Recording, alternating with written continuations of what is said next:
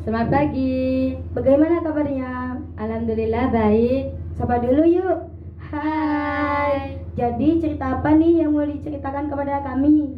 Jadi aku mau menceritakan tentang konflik sempit pada tahun 2001. Ceritanya gimana tuh, Mbak?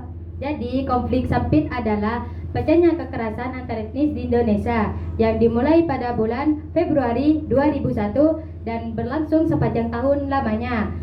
Konflik sempit ini bermula di Sampit, Kalimantan Tengah dan menyebar ke seluruh provinsi termasuk ibu kota Palangkaraya.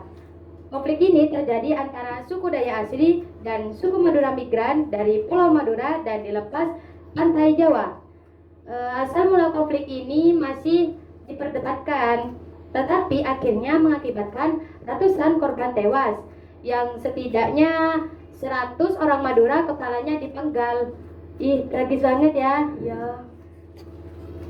Tetapi ternyata suku Dayak itu memiliki sejarah praktik ritual, yaitu biasa dipanggil itu biasa ngayau ya, pemburuan kepala.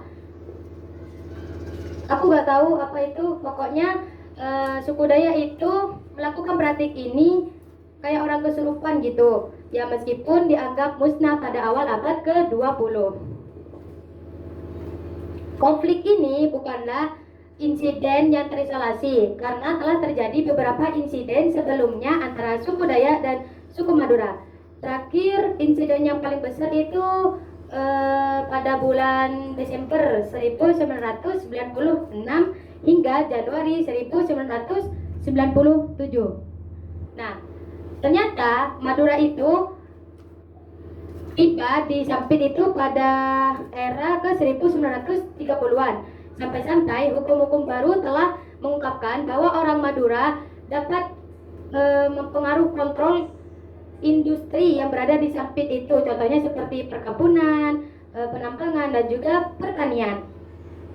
Ada nih ya sejumlah cerita nih tentang konflik ini. Satu versi itu mengatakan, mengklaim bahwa Madura membakar rumah-rumah Dayak. Nah, karena Dayak itu ingin mempertahankan diri, ingin melindungi diri gitu. Nah, jadi balas perbuatan Madura sama membakar rumah-rumah pemukiman Madura yang biasa dibilang dengan KMA gitu ya, Usop dari Asosiasi Masyarakat. Nah, akhirnya pada tanggal 18 Februari suku Dayak dapat mengambil alih Sampit. Ini nih yang paling penting nih. Aku juga kaget nih ya dengarnya. Polisi itu menangkap pejabat lokal yang ternyata dalang dibalik semuanya. Pejabat lokal ini membayar 6 orang untuk memprovokasikan kerusuhan di Sampit.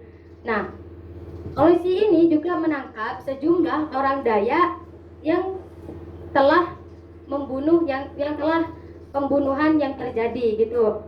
Nah, selang beberapa hari pada tanggal 21 Februari ribuan suku Dayak mengepung kantor polisi di Palangkaraya. Polisi ini takut nih menyerah karena kalah jumlah mereka. Nah, makanya polisi itu menyerah karena tujuan suku Dayak itu untuk menuntut para tahanan orang Dayak gitu.